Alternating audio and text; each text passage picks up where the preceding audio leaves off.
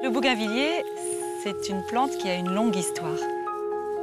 Il y a 250 ans, Louis-Antoine de Bougainville a été le chef de la première expédition autour du monde pour le royaume de France. Il avait à son bord un dénommé Philibert Commerson, qui était médecin naturaliste. Et à Rio de Janeiro, il a découvert le premier bougainvillier qu'on a pu décrire. Il a donné ce nom bougainvillea à cette plante. Il paraît que c'est en raison de la couleur, c'était un bleu mauve, qui ressemblait fort à la couleur des yeux de Louis-Antoine de Bougainville. On hérite d'un grand capital, finalement, et en même temps, on a le devoir de le transmettre. C'est un peu notre mission, ça, les horticulteurs d'aujourd'hui. Celui-ci, c'est justement la variété originelle. C'est celle qui a récolté Philibert Commerson. C'est un corsaire. Il est un peu grenat, toffe d'évêque. Alors en fait, le bougainvillier, vous voyez, ici, on a une bractée. Ce n'est pas une fleur, c'est une bractée. Et les fleurs, elles sont au milieu. Ces petites fleurs, elles sont pratiquement toujours d'une couleur blanc-ivoire.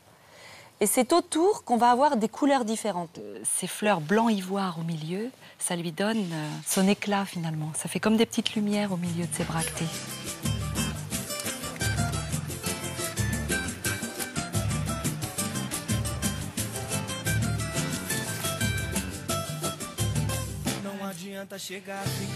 Ici, c'est le San Diego.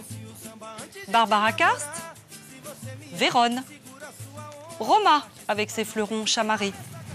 Les noms ont tous une histoire. Par contre, je ne saurais pas vous donner l'histoire de chaque nom. Ici, c'est Louis Vatane, un grand monsieur. Il a la particularité d'être bicolore. Ici, on a une jeune bractée orange assez vif. Et quand elle vieillit, cette bractée, elle devient rose. Ce qui fait qu'on a toujours une allure saumonée sur la plante. Comme il est en fleurs très longtemps dans l'année, on a toujours cette couleur qui nous ravit. Alors on les palisse avec des tuteurs, parce qu'on s'est rendu compte qu'en fait, plus on arque les branches, plus ça les met à fleur. Parce que sinon, si on fait rien, ça va faire des grandes tiges. C'est une plante grimpante au départ, le bougainvillier.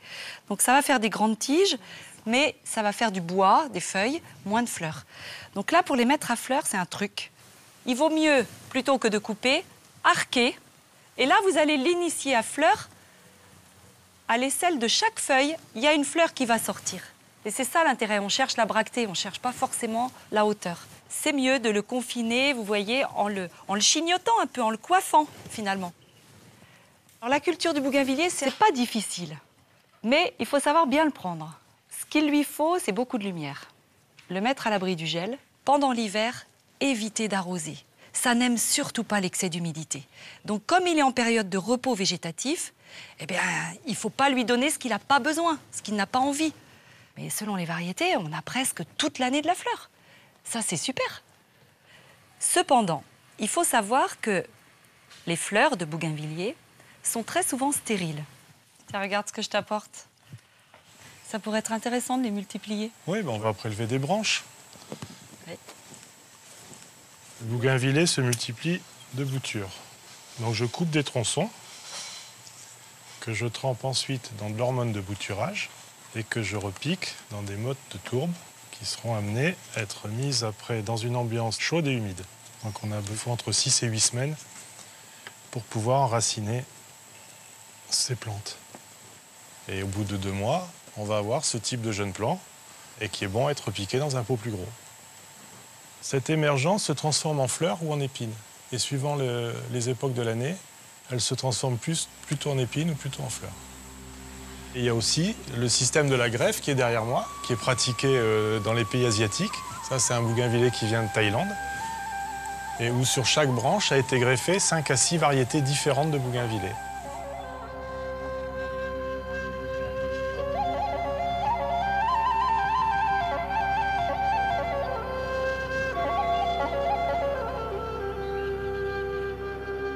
Celui-ci, donc, il s'appelle le violet de Metz.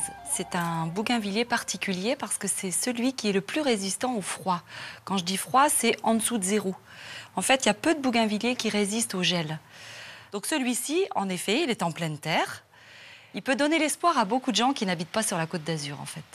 Si on le met dans un endroit assez protégé, eh bien, il peut résister aux hivers rigoureux.